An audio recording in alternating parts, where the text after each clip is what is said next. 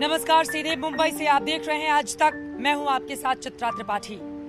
लोकतंत्र की सबसे अनिवार्य शर्त है बोलने की आजादी, लेकिन उसी बोलने की आजादी पर जब सत्ता का बुलडोजर चलता है तो उसका सूरत हाल क्या होता है, अगर देखना हो तो आप आइए मुंबई।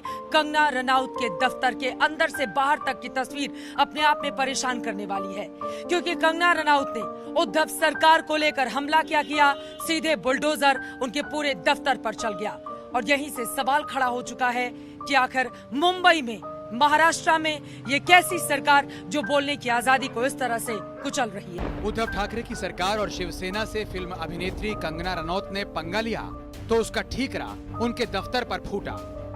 कंगना के film production house Manikarnika films के पाली हिल्स वाले दफ्तर की दरो दीवार खिसका दी गई।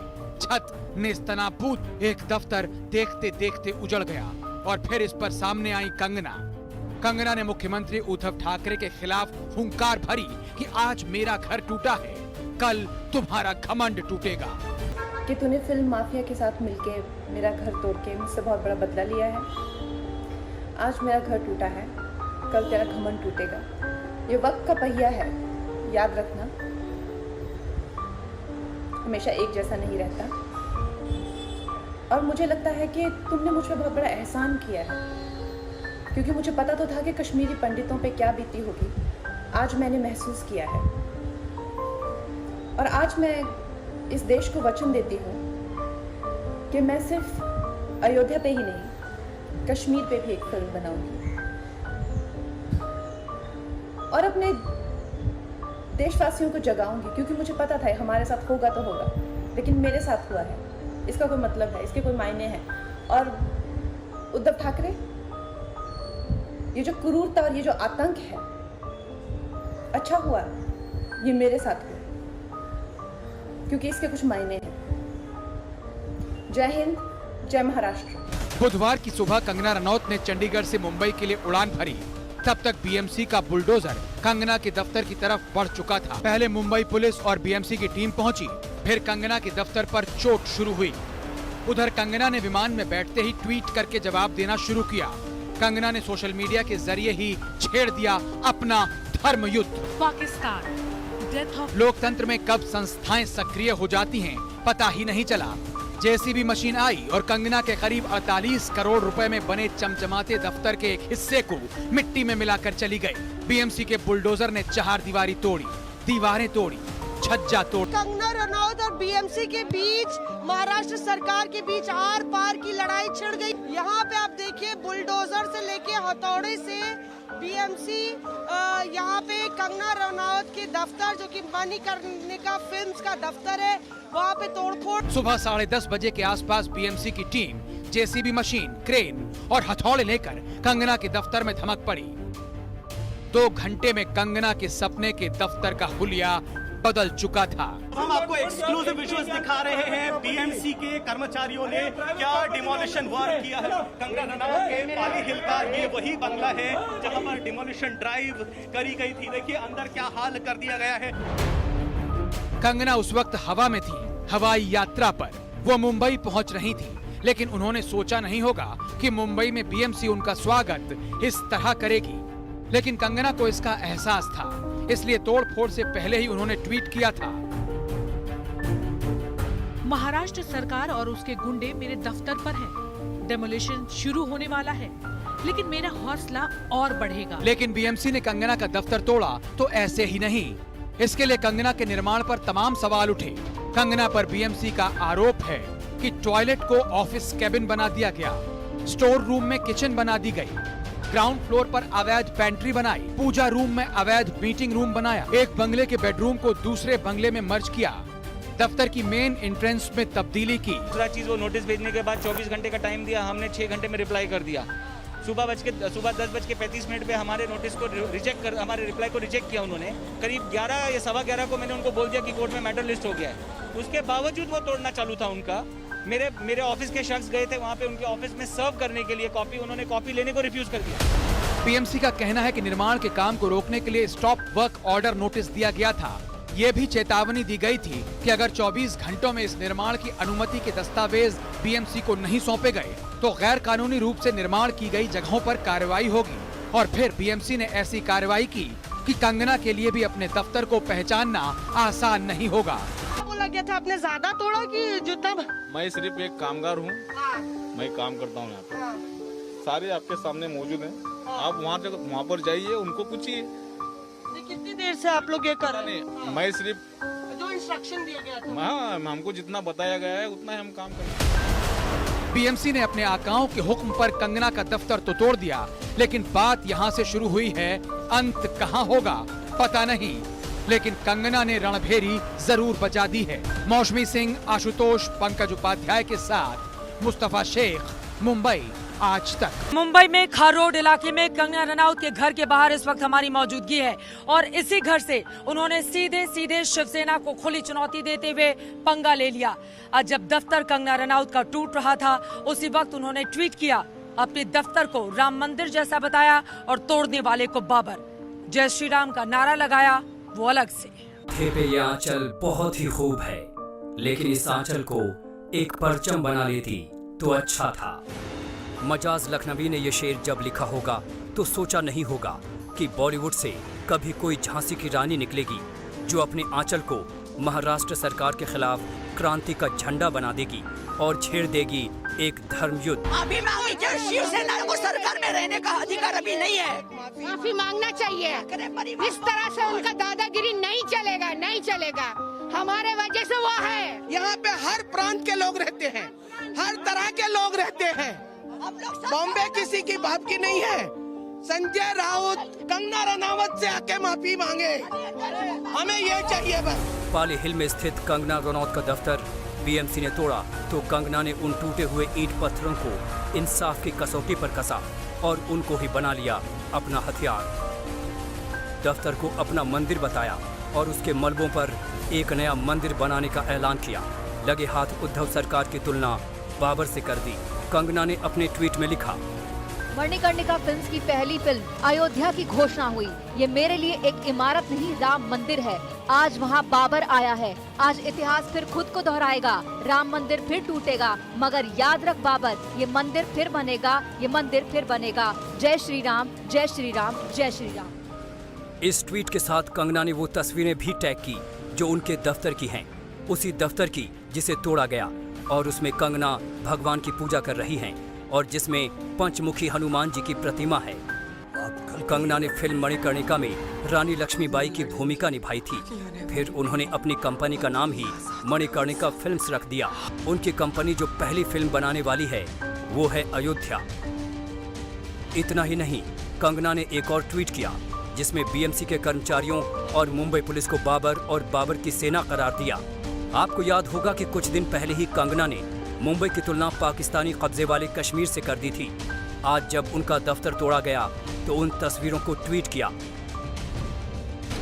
मैं कभी गलत नहीं थी और मेरे दुश्मनों ने इसे फिर साबित किया कि मुंबई अब पाक अधिकृत कश्मीर हो गया है। कंगना ने इस लड़ाई को अयोध्या से आगे कश्मीरी पंडितों तक ले जाने का ऐलान किया है। क्योंकि मुझे पता तो था कि कश्मीरी पंडितों पे क्या बीती होगी। आज मैंने महसूस किया है और आज मैं इस देश को वचन देती हूँ कि मैं सिर्फ अयोध्या पे ही नहीं, कश्मीर पे भी एक फिल्म बनाऊंगी और अपने देशवासियों को जगाऊंगी, क्योंकि मुझे पता था हमारे साथ होगा तो होगा। उससे पहले कंगना ने अपना इरादा दिखा दिया है कि वो शिवसेना से आर पार की लड़ाई की मुद्रा में हैं। अपने दफ्तर में तोड़फोड़ के खिलाफ अदालत का दरवाजा भी खटखटा दिया। देखिए, आप अगर कोई काम आपके हिसाब से तोड़ने आए थे, अगर आप आए थे लीगली भी, तभी भी आप दूसरी चीज़ों को नहीं डैमेज कर सकते हो। आप अपनी ड्यूटी परफॉर्म करने के चक्कर में जो आपकी आर्ग्यूमेंट है उसके शेल्टर के अंदर आप दूसरे चीज़ें तोड़ेंगे, वो नहीं कर सकते हो। इतना लॉजिक तो सबको पता है, ये तो बच्चों को भी पता है, मगर इन्होंने उस पर भी गौर नहीं किया।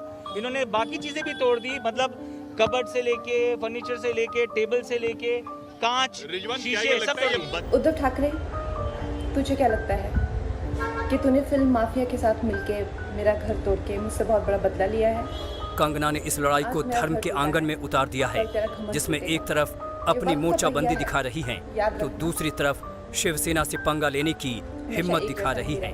कंगना और शिवसेना के बीच देखते ही देखते जुबानी जंग इतनी ज्यादा तेज हो गई कि एक दूसरे पर हमला करते करते मामला मराठी मानुष की अस्मिता तक आ पहुंचा। एक तरफ कंगना रनौत आग उगल रही थी तो वहीं दूसरी तरफ बदला लेने में शिवसेना ने भी कोई कोर कसर नहीं छोड़ी और यही कारण है कि कंगना के इस दफ्तर के बाहर न सिर्फ नोटिस चिपकाया गया बीएमसी का, बल्कि बाद में मामला आगे बढ़ते बढ़ते यहाँ तक पहुँच गया कि यहाँ पर चल गया बुलडोजर। युद्ध छिड़ चुका है और इस युद्ध के सैनिकों ने मोर्चा संभाल लिया है। बॉम्बे किसी की बात की नहीं है। संजय राउत कंगना रनावत से आके माफी मांगे। एक तरफ कंगना रनौत हैं, तो दूसरी तरफ महाराष्ट्र सरकार, बीएमसी और शिवसेना। एक मूवी में जो पूरा मसाला, एक्शन, ड्रामा सब कुछ हम देखते हैं वो सब अब यहाँ नजर आ रहा है। बहुत भारी तादाद है और ये काला झंडा लेकर आए हैं मराठी भाषा में लिखे हुए स्लोगन्स जो तकिया के साथ हमारे दर्शक देख रहे हैं। महाराष्ट्र में शिवसेना की महिला समर्थकों ने कंगना के पोस्टर पर चप्पलें चलाई।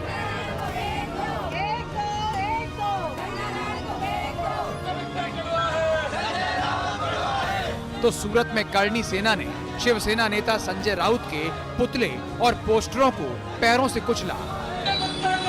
आज तो तूने ये धमकी दी है, आज के बाद ये गलती मत करना वरना तेरा घर से निकलना मुश्किल हो जाएगा। संजय राउत, मैं ये चैलेंज करता हूँ तुमको, करनी सेना के माध्यम से तुमको चैलेंज करता हूँ, तेरा घर से निकलना मुश्किल हो जाएगा, कभी चैलेंज मत करना। ये सारा विवाद कंगना और शिवसेना नेता संजय राउत की जंग से शुरू हुआ, जिसमें आखिरी चुनौती 4 तारीख को कंगना ने उछाली कि वो 9 सितंबर को मुंबई आ रही हैं। शिवसेना चाहे तो रोक कर दिखा दे। मैं देख रही हूँ कि कई लोग मुझे धमकी दे रहे हैं कि मैं मुंबई ना आऊँ। अब मैंने फैसला लिया है कि मैं मुंबई जल्द आऊंगी। मैं 9 सितंबर को मुंबई आऊंगी। मैं किस समय मुंबई आऊंगी वो टाइम भी सभी को बता दूंगी। किसी के बाप में हिम्मत है तो रोक ले। कंगना रनौत के इस तीखे ट्वीट का जवाब दिया संजय राउत ने। उन्होंने अपने ट्वीट में लिखा, मुंबई ये मराठी मानुस के बाप की ही है। जिनको ये मंजूर नहीं वो बताएं उनका बाप कौन है। शिवसेना ऐसे महाराष्ट्र के दुश्मनों को खत्म किए बिना रुकेगी नहीं। कंगना रनौत और संजय राउत के बीच का पंगा पिछले गुरुवार को शुरू हुआ, जब कंगना ने मुंबई के पीओके वाला ट्वीट किया। शिवसेना के नेता संजय राउत ने मुझे खुली धमकी दी कि दोबारा मुंबई ना आओ। मुंबई की सड़कों पर आजादी वाले चित्र बनाने के बाद खुली धमकी है। क्यों? मुंबई पाकिस्तान अधिकृत कश्मीर जैसी महसूस हो रही है। बात इस हद तक बिगड़ गई कि संजय राउत भाषा की मर्यादा भूल गए।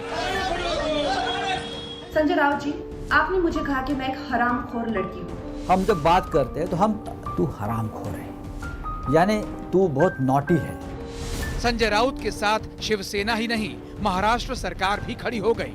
गृह मंत्री अनिल देशमुख ने साफ कह दिया कि कंगना को मुंबई क्या महाराष्ट्र में भी रहने का अधिकार नहीं है।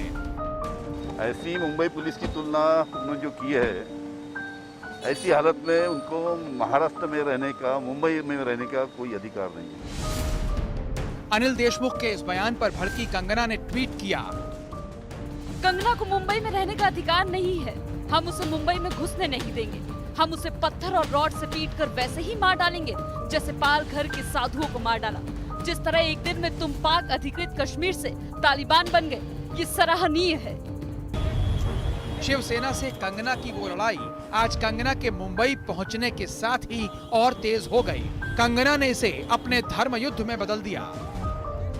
रानी लक्ष्मीबाई के साहस, शौर्य और बलिदान को मैंने फिल्म के जरिए जिया है। दुख की बात यह है कि मुझे मेरे ही महाराष्ट्र में आने से रोका जा रहा है। मैं रानी लक्ष्मीबाई के पद चिन्हों पर चलूंगी, ना डरूंगी, ना झुकूंगी। गलत के खिलाफ मुखर होकर आवाज उठाती रहूंगी। जय महाराष्ट्र, जय शिवाजी।